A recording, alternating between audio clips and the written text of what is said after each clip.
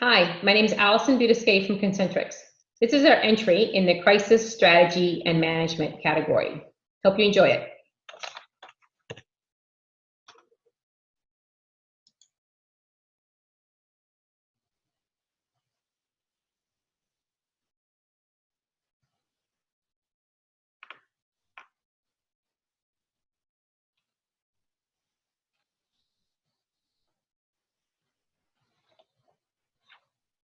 I think one of the things that's really interesting is at Concentrix, our business has been all about helping our clients around the world provide excellent customer service and experiences through voice and digital channels. Our clients rely on us to provide excellent service. But at the outset of this pandemic, what was so amazing was the speed of change that we saw happening. We saw having the need to be able to provide an exceedingly fast response from a work at home perspective. In the first couple of weeks of the pandemic, we moved over 50,000 agents to work at home. By the end of the initial hot period of the, as we were all trying to pivot customer experience models from very much brick and mortar, we actually had already moved over 100,000 agents to work at home. This provides unique and very specific challenges when you think about what kind of world-class CX can you provide and how can you make sure it's secure and reliable. Ensuring the security of customer data is, of course, without a doubt, the thing that is a driving and vision for us at all times. We have to limit and think about limiting the overall exposure of our data and customer-sensitive data to, to agents, to people who have access to it that may not have the best interest of agents and even on our own customers as well.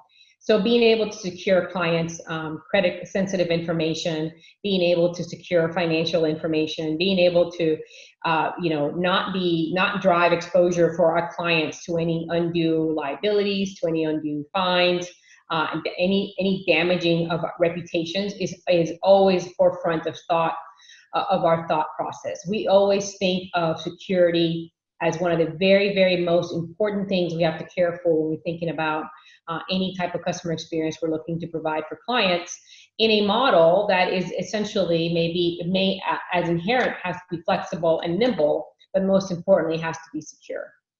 As part of all the challenges that we had when we're thinking of the pandemic and thinking about how we respond to clients is how do we help clients, secure payments and be able to provide payment security for their clients. So we have a couple of different approaches that we actually were able to very quickly be able to bring to bear for clients. Solution called Concentrix XP, Secure Payments. There's actually two modes for it. There is the voice portal, so there's a voice component of it where users can enter data and interact with a secure agent desktop. Eliminating any exposure for agents. And then there's also a text-based option that we can provide agents as well and provide clients where agents can text clients secure payment links to be able to provide, again, a secure environment for something that, while it may seem small, is actually a very, very big area of concern for our clients and for ourselves because of its inherent risk to bad behavior.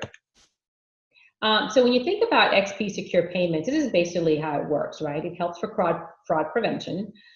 This example is a credit card fraud prevention use case where you're seeing the customer using their phone, but the customer is called in, they're talking to an agent, for instance, maybe they need to make a payment, change a credit card information, and essentially what the agent does is conference them into an IVR application. The customer then interacts with the IVR. They actually enter their credit card information within that IVR. All the credit card details are masked in the agent desktop. Agents don't ever see it. If they're in a work at home environment, somebody who is, walks in the same room never sees that data. Essentially, as that is happening, the IVR is doing that interaction. The desktop software provides the credit confirmation back to the agent. The agent can then impart that back to the customer. And then, away we go from the perspective of having secured the data in that particular use case. The payments, the benefits really, I think I've talked about those, but certainly, this actually enhances that work at home model, because you can have anyone from work from home be able to take payment information down over the phone. There isn't a specific need to lock down, and sometimes we can, again, because you're in a work at home environment, be able to completely lock down a computer. It enhances customer experience, right? It actually is able to increase security for identity against identity theft and fraud. The agent, while at the same time, you have actually a very good customer experience, because the agent is remaining with the customer during that interaction. So you're able to improve CX, keep the CX whole, while protecting the brand at the same time. And then, of course, it's just much more efficient, right? You're actually having a bot or an automation in this scenario be able to help that agent complete and secure that payment information. Messaging is another way that we actually help customers be able to meet the demand of all of the unexpected call volumes that we all saw come in during the pandemic, right?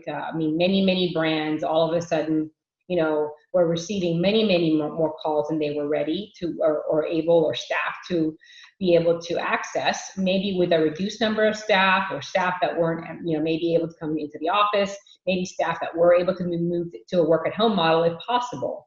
But messaging is a way to be able to deflect some of that volume into another channel that is very readily accepted by clients. We all text today. If you think about, we interact with our own family members via messaging, and it's a great channel that we were able to also deploy for customers to minimize risk and help them during this crisis.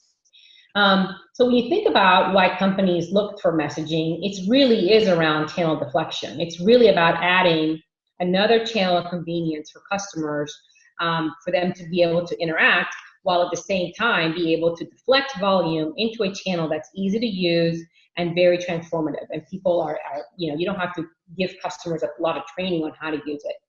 It improves agent productivity.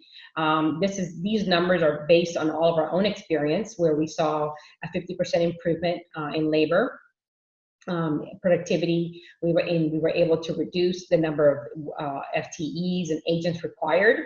In a lot of cases, we were able to deflect calls up to 40% from traditional web chat or voice channels.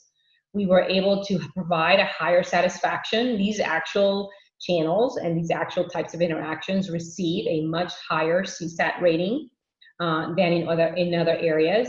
And it actually helps increase sales when you give somebody, again, the power to over an interaction via a channel that is very convenient for us to use. So think of this as it's that online experience, it's a digital experience that happens at your convenience. That's the power of messaging. You don't have to have a nailed up connection to an agent or a web chat agent. It's actually, it's actually an experience that can be asynchronous, so you can have a lot more time around being able to interact back and forth with that messaging agent, as the case might be. So what is it? It's everything from SMS, any type of mobile interaction. I think of it as being able to text over WhatsApp, Facebook Messenger, SMS. It's not just SMS. A lot of people just think that of messaging as SMS. It's not. That's just one form of interaction. It's two ways. It's asynchronous. Think of it as always persistent. You can always come back to the thread, and the thread is always there.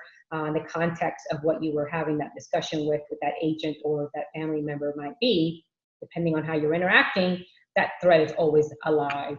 So the context is always there, and it's always pervasive. It drives some pretty big efficiency gains. As you can see here, these are our own, experiences with our own deployments of messaging, and the benefits that we're seeing, anywhere from 7 to 11% improvements from customer experience perspective. But from a customer benefit perspective, it is just much more responsive. It's modern. We can be doing all the other things while we're messaging with a contact center. And the most important part here, not to be minimized, of course, is that we see the productivity benefits be anywhere from at least 26% on up, on average, depending on what channel we are deflecting from. The Concentrix XP messaging offering actually includes, it's made up of 3 components. The people, of course, the most important part of that is messaging agents. These have a different type of skill set required. Anywhere from how we hire them, how we recruit them, how we train them, what are the quality measurements for them, and then technology and the bots. And this is just all the automation that we can provide, right? Whether it's a bot that is doing maybe some upfront authentication or even taking care of particular self-service components, so think of it as a text-based IVR, all the way to the automation itself when the messaging agent is interacting with that client. And how do we help clients survive a pandemic? What other tools can we give them in order to still enable them to have and provide a rapid response to their clients? Here's a case study that just kind of shows you where we actually brought a lot of pieces to bear to do just that for this client, for this particular client, and really for all of our clients. This particular customer is a nationwide retailer. They were looking for a partner who could help them make strategic changes. We were actually engaging in discussions with this client as the initial pandemic effects were actually being felt in North America. And we actually we needed to stand up things very quickly. We needed to be very reactive to their needs. As a retailer, all of a sudden they saw a tremendous spike in their call volume, a tremendous spike in online orders. And we really needed to be able to step up to the plate and help them with their digital transformation and really do it in a very abbreviated amount of time. But the promise of what we delivered, which was over the course of 3 years, a savings of over $9 million, that was the initial forecast. We are actually going to exceed that. But in the early stages, we implemented bots, messaging, which I talked about earlier, IVR, and the self-service chatbots as well. And all of these were options that took and replaced and deflected volume from 100% based inbound voice, email, and touch tone, old generation IVR with very limited digital capabilities and very low CSAT scores. Over the course of the last couple of months and weeks of implementations, we actually have been able to help them deflect with next generation digital transformation and self-service with the technologies that I just mentioned and improve their NPS and CSAT scores. In this example, you see that we're actually over 51% of the interactions that we're servicing in the different channels are being automated. They are being self-serviced within that channel of choice. So this is pretty cool because we're able to cut the actual agent requirement that they would have normally needed to service that volume of calls or messages into a fully automated environment. While also at the same time increasing their overall NPS scores. And we provided all of these things, right? The voice channel, the messaging channels, SMS, those channels were all and continue to be serviced by our bots, our platform, our agents, and we provide them reporting in order to be able to understand fully the performance of each of those channels and each of those interactions that they are servicing. So what's next? Let me introduce you to Concentrix Secure CX. I'm ahead of the game.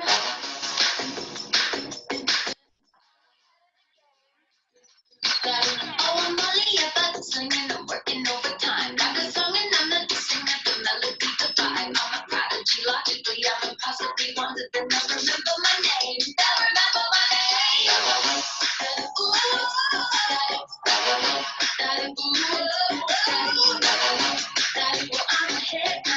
I'm ahead of the game. But you know I always bring it, I'm finer than the wine. And the clock is always ticking, it takes its own time. Every cross you can roll with me, I'm a rock, you can roll with me. I'm ahead of